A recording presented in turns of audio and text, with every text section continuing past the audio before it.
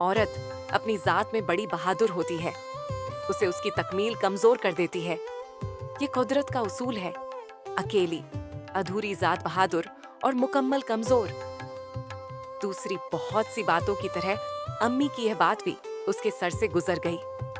उसने तेजी से डिस्क्रिप्शन पैड पर कलम खिसकाते हुए सोचा, भला कोई मुकम्मल होकर भी कमजोर होता है?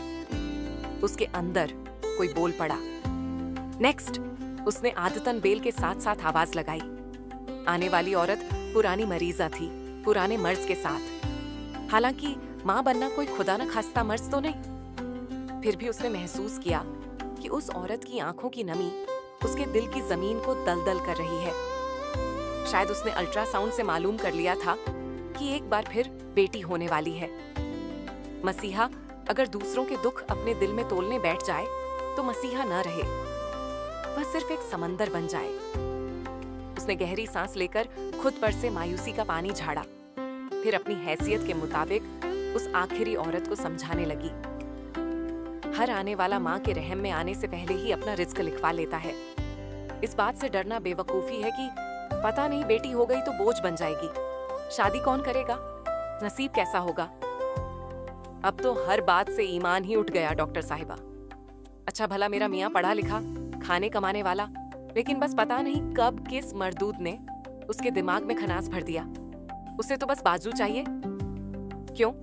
उसे अपने बाजुओं पर भरोसा नहीं किया? हंसते हंसते उसने कह दिया। बाद में वहां से उठने के वक्त से लेकर घर आने तक अपनी ही बात उसे चुभती रही। क्या औरत बाजू नहीं बन सकती? औरत भी बाजू बन सकती है, हर रिश्ते में, हर उम्र में, माँ, बहन, बीवी, बेटी बनकर। फिर पता नहीं क्यों ये बाजू अज़्व मुअत्तल की तरह मर्द के जिस्म से जुड़ा अपना ठिकाना ढूंढता रहता है। इस बाजू को हर जिस्म अपने से काटकर दूसरे को हवाले देना चाहता है। बाजू बोझ उठाते हैं, हिफाजत करते हैं। औरत मर्द की इज्जत बनकर अपनी आबरू की हिफाजत करती है। क्या वह बाजू नहीं? औरत अपने लिए कब जीती है? उसकी जिंदगी में उन्वान बहुत है, लेकिन क्या मर्द भी अपने लिए जीते हैं? उनके पास भी मकसद होते हैं। एक बार उसकी क्लास फेलो ने कहा था, उसने रद्द कर दिया था। फिर बहस बढ़ने लगी थी। क्यों? अपनी मनमर्जी की औरतों से ताल्लुकात, दूसरी तीसरी शादियां, ये क्या घर वालों को खुश करने के लिए की जाती है? उसकी हमजमात की बोलती बंद हो गई थी। बात सही ही थी। कितने फीसद औरतें आज की दुनिया में अपनी चाहत की जिंदगी गुजारती हैं? अरे, अपने ही घर में अपनी पसंद की सब्जी तक तो बना नहीं सकती। वह लड़की तब तक बोलती रही थी, गोया तलवार खींचकर उसे चित्त करने के लिए आगे ही आगे बढ़ती आ रही हो। वह चाहती थी कि अपने कानों पर हाथ रखकर उसे खामोश करा दे, मगर ऐसा नहीं हो सकता था। अब तक जाग रही है मेरी बेटी। अम्मी ने आकर उसे इस खुद साख्ता जंग से निकाला। बस सोने ही लगी थी। कोई काम तो नहीं? उन्होंने कोई जवाब नहीं दिया। मतलब काम था। तुम्हारे वालिद साहब आए थे। वह बहुत धीरे धीरे बताने लगी कि वह कितने कमजोर और बीमार हो गए हैं और उसे याद भी करते हैं। माँ बोल रही थी, बेटी सुन रही थी। बाप उनके दरमियान न होते हुए भी मौजूद था, जैसे हमेशा ही रहा था। उसने माँ से बाप की प्यास लेकर सीने में आह की तरह उंडेली थी। उनकी शफकत और मोहब्बत के अकाउंट में उसकी महरूमी सिसक रही थी। जिंदगी ने नींद भरी आंखों से उसकी जानिब करवट बदली तो खुमार उड़ गया। वह चाहते हैं कि तुम उनके पास चली जाओ, चाहे कुछ दिनों के लिए ही सही। उसके लबों पर मचलते इनकार भरे गुस्से को बाहर आने का मौका दिए बिना अम्मी ने बात मुकम्मल कर ली। मैं भी यही चाहती हूँ।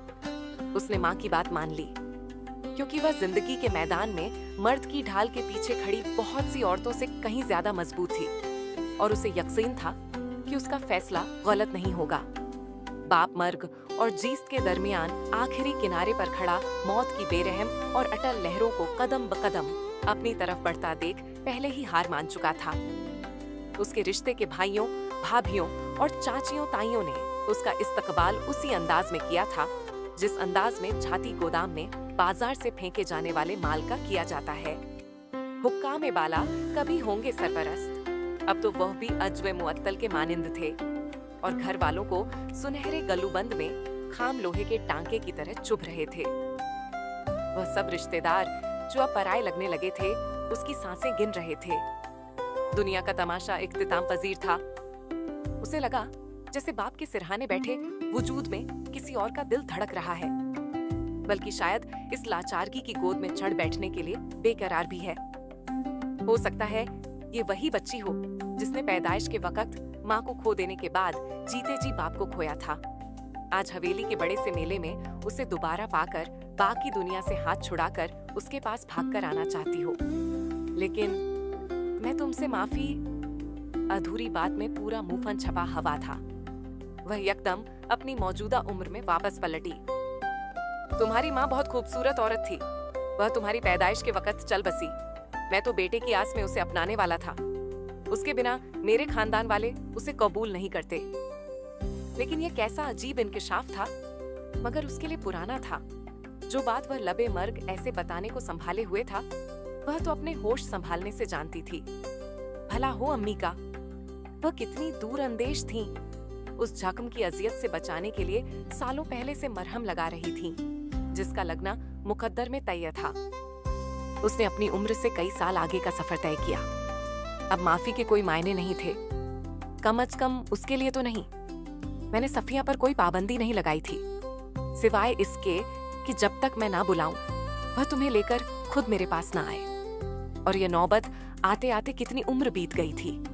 उसका दिल खाली खंडहर हो गया था।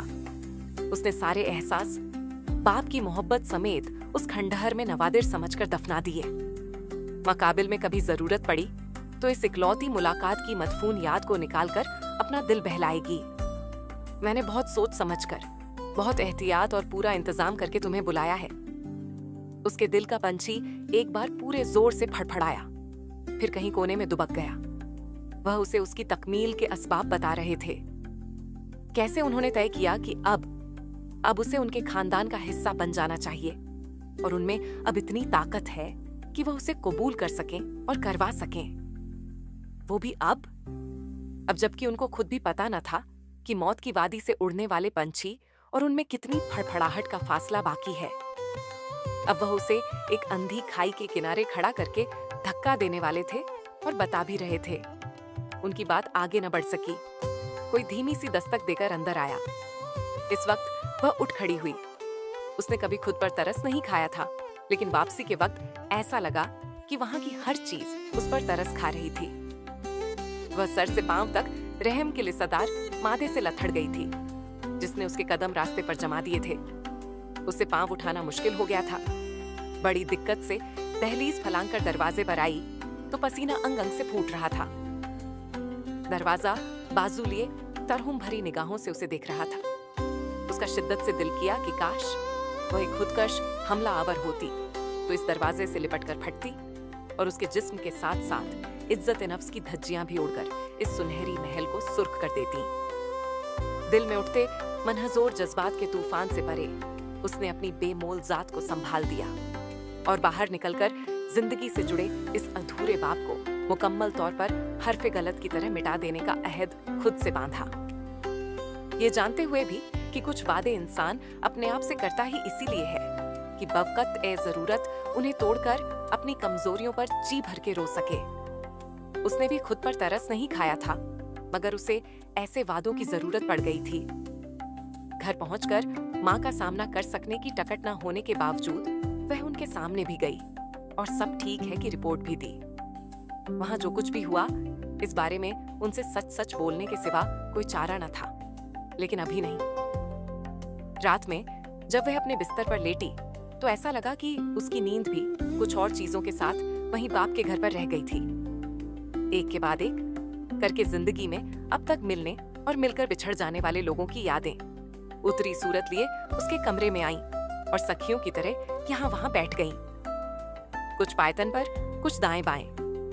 कुछ को जगह नहीं मिली तो ड्रेसिंग पर टिक गई, जैसे दरवाजे से बारात लौट जाने का अफसोस करने और उसे तसल्ली देने आई हूँ। बाईं तरफ वाली याद सबसे कम उम्र की थी, उसके स्कूल के जमाने की। इसकी सूरत उस दोस्त से मिलती थी जो नर्सरी से लेकर दूसरी जमात तक उसके साथ रही थी।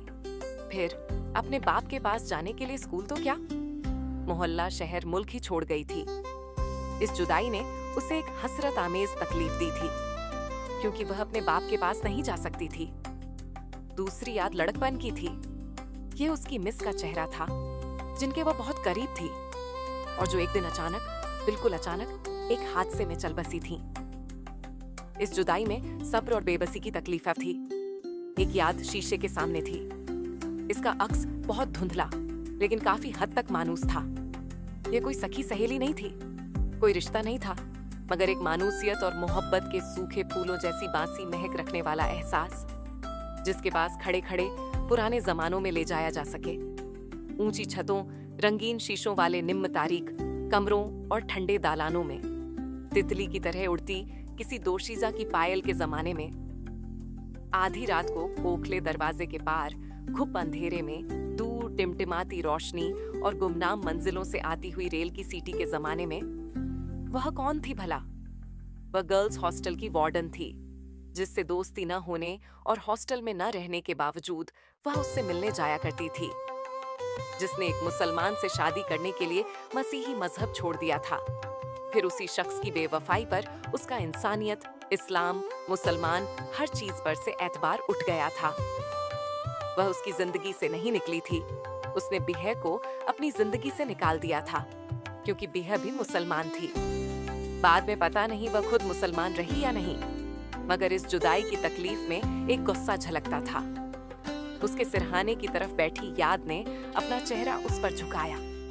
ये चमकती आंखों और मुस्कुराते होठों वाली याद थी, जिसने उसके दिल पर तो नकीले पंजों से निशान छोड़े थे, और जब जब जख्म ताजा होते तो उन खरोंचों से खून के बजाय शहद रसने लगता था। ये याद सनफे मुखालिफ से जुड़ी थी। पहले साल से आखिरी साल तक साथ रहने और साथ देने का वादा करने वाले ने जब अचानक ही साथ छोड़ा, तो उसकी जिंदगी में अपनी हैसियत और हकीकत जानकर एक जोरदार झटका लगा। ये जुदाई हर तकलीफ से बढ़कर थी, उसकी समझ से बाहर थी। इसमें जिल्लत भी थी, बेबसी भी थी, गुस्सा भी था, लेकिन साथ साथ इसमें एक दर्द था। दर्द में एक अजीब सी मिठास थी।